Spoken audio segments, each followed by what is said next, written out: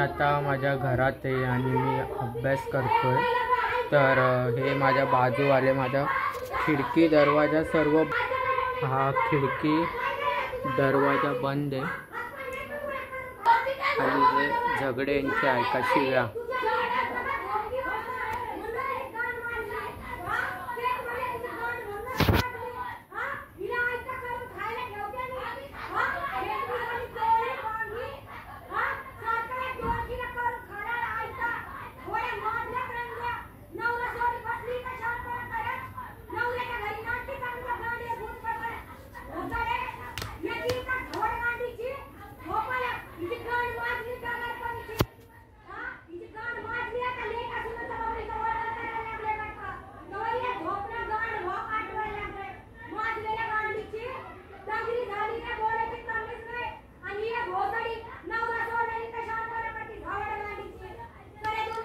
ये पिछले 10 साल से हमें प्रॉब्लम है, इनके कचरे का प्रॉब्लम, इनका ये घर में जो झगड़ा करते त्याचे प्रॉब्लम आम्हाला म्हणजे किती प्रॉब्लेम सहन करायचे।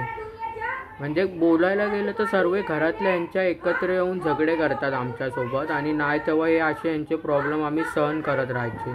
तर ह्याच्यासाठी मित्रांनो कमेंट करा की काय करू शकतो मी।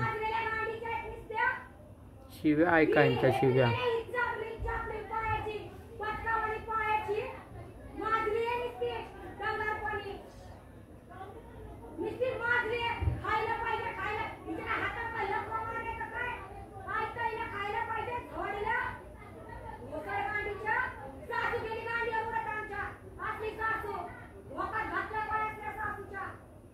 शिव्या ऐका मित्रांनो।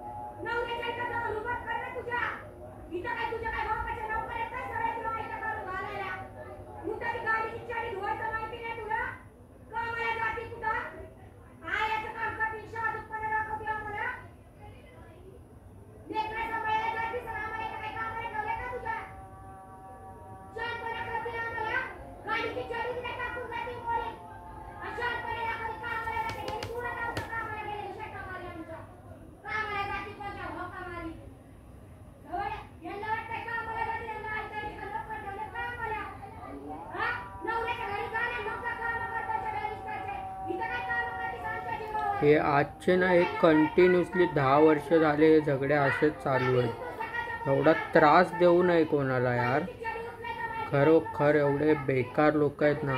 म्हणून लोक बोलतात की झोपडपट्टीतले लोक कधी सुधारत नाही, हे त्याचं उदाहरण आहे। आणि शिक्षण घेणं किती इम्पॉर्टंट आहे हे ह्याच्यावरून कळतंय, कारण की यांच्या घरात एकही जण शिकलेला नाही आहे, सर्व अनपढ लोक आहेत आणि हे अनपढ लोक कसे झगडे करतात ना हे याचं उदाहरण आहे। म्हणजे एक मिडल क्लास माणूस, म्हणजे जो मिडल क्लासहून पण लोअर क्लास आहे, गरीब घराण्यातून आहे, त्यांना किती प्रॉब्लेम सहन करावे लागतात समाजामध्ये राहण्यासाठी ह्याचं एक उदाहरण आहे। मी जसं जसं मोठा झालोय 10 वर्ष पूर्वी मी इथे आलो होतो या ट्रान्झिट कॅम्पमध्ये, तेव्हापासून आत्तापर्यंत हे प्रॉब्लेम काही सॉल्व नाही झालेत। खूप मेहनत करतोय, शिक्षण घेतोय, या गटारातून बाहेर निघायचं आहे मला। सध्या MBAचं शिक्षण चालू आहे माझं, होपफुली ते कंप्लीट होईल आणि मी या घाणीतून बाहेर निघेल अशी मी माझ्या स्वतःकडून अपेक्षा करतो आहे।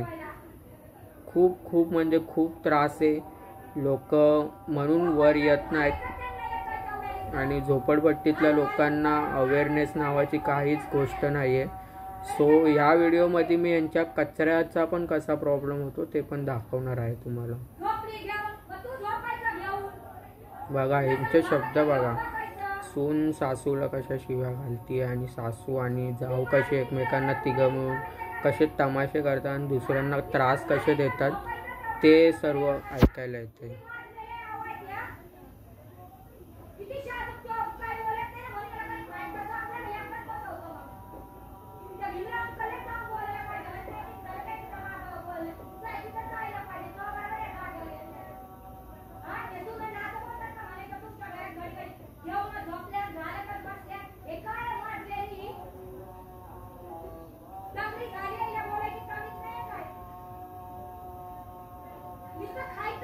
इथून हा त्रास आणि इथून हा भोंगा वाजायला लागलाय. भोंगा तो वाजतोय 1 किलोमीटर लांब. तर 1 किलोमीटर लांबून त्या आजान भोंग्याचा आवाज इथपर्यंत येतोय. किती त्रास सहन करणार यार. खरंच खूप आयुष्य खूप खूप कठीण आहे मित्रांनो, खूप कठीण आहे आयुष्य.